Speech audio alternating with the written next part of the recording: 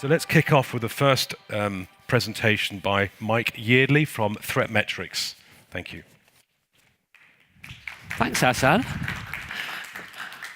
Thanks, Hassan, for starting it. So, okay, morning, everybody. Thank you for making it here. They did try and warn me yesterday there'd be like 700 people in this presentation, but I definitely think my eyesight's leaving me if there's 700 people in here. But definitely thank you, and at least by putting me on at 9 o'clock, hopefully nobody's going to fall asleep. That is my last 4 presentations. Somebody has fallen asleep. So hopefully today's not the day. Okay, so I'm going to talk a little bit about it. The title is It Takes a Network to Fight a Network, and one network being the fraudsters, the other network being you guys and the good guys. But I'm going to start by getting it to work. This is definitely going to reduce my 12 minutes. It's definitely not working. I keep pressing the next button. I was hoping it would move. Okay, cool, right. Oh, look. Well, I had 12 minutes, so if I just keep pressing, then I can get this done in a minute and we can all have a cup of coffee. I normally say alcohol, but it is 9 o'clock. Okay, cool. So I'm going to talk a little bit about Threatmetrix. I'm going to tell you a little bit what we do. But actually, I'm going to start with what really matters to me. So historically, I used to sit on your side of the fence. I used to sit in the audience. I used to listen to people like me and think, oh, I wish they'd tell me something, rather than just put some pretty pictures up. So I try and do a little bit of both. But for me, it's all about 3 things. It's about trust. And I think you've probably heard a lot of us talk about it's about trust for a number of years now. And it is about trust because 95% of journeys are all good journeys. And it's about enabling good customers to do the things that they want to do in a good, frictionless, fast manner. But actually what comes with that is really needs confidence as well. Trust is great, but I think if you look at across industries, whether you look at the finance sector, whether you look at gaming and gambling with responsible gambling requirements and things like that, increasingly you do have trust in the interaction. But do you have confidence that the action being performed is an action that that customer believes they should be doing? If there's responsibility issues with gambling, is that because they need protecting from themselves? If it's social engineering and the movement of money where you're coerced to move it, you are the person that you've got trust, but have you got the confidence that they're wanting to perform the right action? And then increasingly, I think it's about integrity as well. You can have trust, you can have confidence, but is the relationship that you have with that end point, that end customer, does it have integrity? Are they doing the right things? And I think this spans across every user case, across every industry. If you focus on trust, confidence, and integrity, then you can make the right decision for your journey, for your requirements, and for your experience. And actually, that's what we're about. Many years ago, we used to be about having trust, and we talked about having device information. But we've evolved a great deal from that to look at confidence and integrity. And this is the kind of reason why. You see a lot of big, massive numbers get bandied around in terms of financial crime, proceeds of crime, fraud, the activity. I mean, this doesn't cover the impacts of having a bad journey and actually stopping genuine customers from doing genuine activities. But it does give you an idea of the scale of the problem that sits out there, where companies like ourselves, we sit at the forefront of that in terms of how can we help protect against that. Now, we see it a lot across our network because we do have a network to fight a network. And as we see that across industries, then you see cyber attacks taking place. You see that evolution from a single point of attack to multiple points of attack. Bots, particularly I think for industries that are sat in this room, bots are a very prevalent art of attack that the fraudsters are using. That mass critical activity that takes place, that either it swamps you, it floods you with synthetic identities, it takes over accounts, or sometimes it just tests your defense structure. So there's a number of things out there that are actually, how is that identity being challenged to actually take everybody away from that trust, confidence, and integrity that you want to have in a decision? So you kind of need something that evolves. A lot of these things have been about the evolution of the fraudsters, the way that they've manipulated technology, the way that they've harvested data, the way that data breaches are actually reinforcing the problem of fraud. So actually you need something that kind of evolves in the same way that they're evolving every day. So we started years ago as a device company, but fundamentally over the years we've really morphed. We've got a platform, we can do authentication, but the real cherry on the top is we put the data together to give you a digital identity. So in terms of my identity, whether that's Bank A in the UK, whether that's media platform B in the US, whether that is gaming and gambling company in Malta, you can actually start to join all of those dots together, those locations, those events, those activities, my interaction points. So you might not know that my name's Mike Yeardley, but you will know that I am ABZ12345, and that you can correlate my behavior back to that single unified identity. And that's really the cherry in terms of the network. We have huge amounts of data, but actually we've joined that data together to create a single unified identity.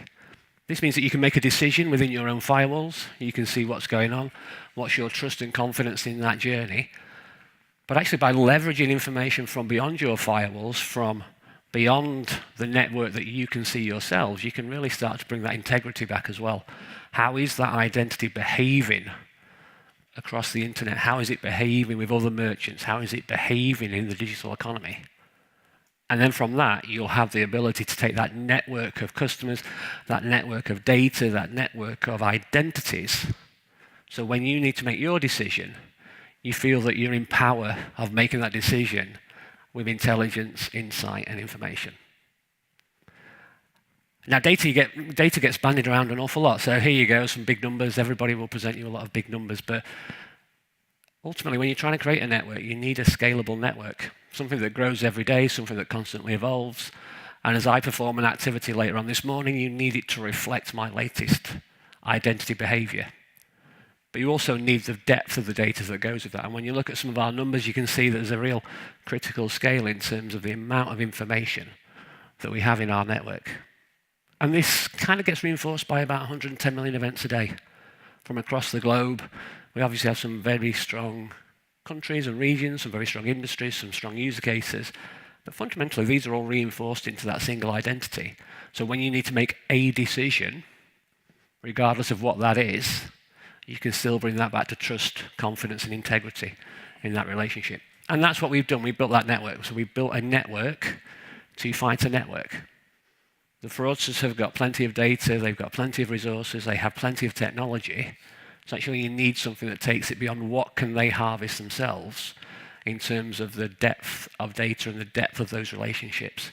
How can you truly understand Mike versus Mike that was a data breach a year ago and it's 3 component data parts sat within the dark web? And that's what we've done. We've built that identity network. So you can use a network that's reinforced 110 million times a day with a number of attributes and a number of data points to actually make that decision. And data is brilliant, and there's a lot of data scientists. I was speaking to a data scientist last night whose eyes lit up when we talked to him about some of the data. But it's also the ability to kind of segment that data so you can choose how you want to use it. And that's with consortiums as well. So you can have a global network, you can have your local network, you can actually choose your consortium network. What if Bank A and Bank B want to share information? What if gambling company A, gambling company B, and e-commerce merchant C have the same fraud group? Because the fraudsters do target multiple industries. They do target multiple parts of the transaction relationship, whether that's the payee, payer, whether that's the e-commerce issuer.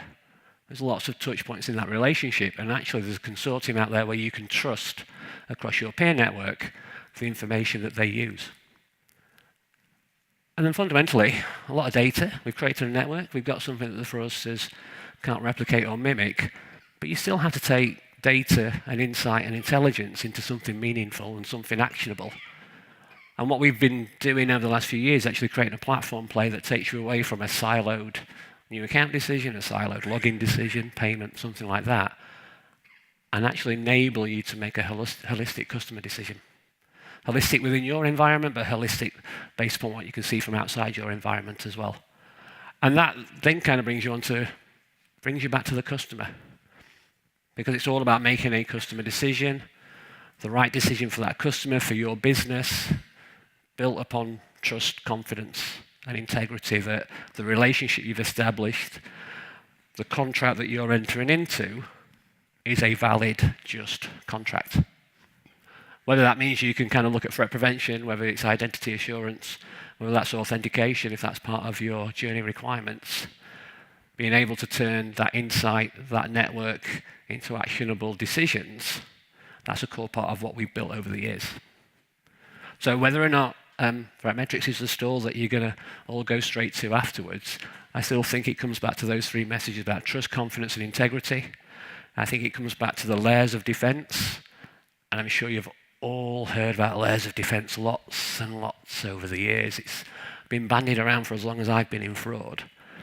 But the key thing about layers of defense is you can get through a layer of defense. It's quite easy if it's built in isolation.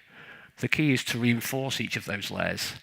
So when you do an authentication one-time password, don't sit there at the behest of a SIM swap or a redirect. If you sit there on other forms of decision-making, don't make it easy for it to be reliant upon a static piece of data credential that's been harvested elsewhere. And that's what we've been looking to build. We've got the network, we've got the intelligence, we've got the depth around the device, but we've also reinforced that through the layers that sit there. So there's no single decision that's being made on trust, confidence, and integrity. There's lots of opportunities for you to plug and play into that space. And that's kind of what I've got, because I think I only had 12 minutes, so there you go, and I had my slides to do. But that's a whistle-stop tour. That's kind of what we do. You've seen the size of the network, you've seen the breadth of the decisions. It genuinely is transferable across use cases. So I come from the banks, financial services, but I was with the government last week, I was with the crime agency, I was with the gaming and gambling the week before, and next week I'll be with the e-commerce merchants in the US.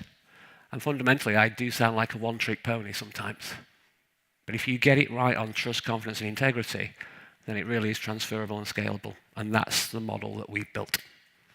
And that's Threatmetrix for you. 12 minutes as well.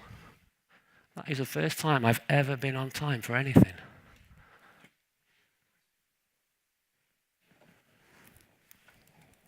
Any quick questions before we move on? One perhaps over here? Maybe they did fall asleep. Okay. No questions from Hassan. No heckling. Hi. Hello. How do you deal with ethics looking at the mass of data and the option of manipulating the consumer within those data streams? So where the consumer actually performs the activity? When I see those massive data, where I can say I put actions on, I can manipulate the data in a way, and the consumer in a way I want to create a consumer. Let's say, how do you deal with that from a point of Threatmetrix? So I look at that in two ways. So one is the creation of synthetic identities and things like that, where you create that synthetic relationship. And that's where you need the depth of the data. You need to be able to triangulate back into the data points that are there. Just because somebody's got a set of static credentials doesn't mean that actually sits with their identity. And I think going back to trust, confidence, and integrity, if you look at those data points in isolation of saying somebody's presented with something, then that's what's got us into the problems that we're in today, that trust in static data. And that's why you need to reinforce it with a network to kind of say, well, actually, does the location go with that? Is the relationship profile built like that? Are they kind of biometrically working as you would expect them to do? So I think adding those additional data indicators into that identity helps highlight the deficiencies within one reliance point within there. And that's what the digital identity is all about. It's about location, it's about device, it's about touch points, it's about the way that you interact on the page, it's about your time on page. So it's not just about a set of credentials, albeit that is also a big part of it, because there's also a lot of genuine activity out there as well. But it's about how do you trust the genuine within a huge pool of suspected genuine. Great. We'll return to this topic in the panel discussion, but for now, thank you very much, Mike. Thank you. Thank you. Thank you. Do we have the...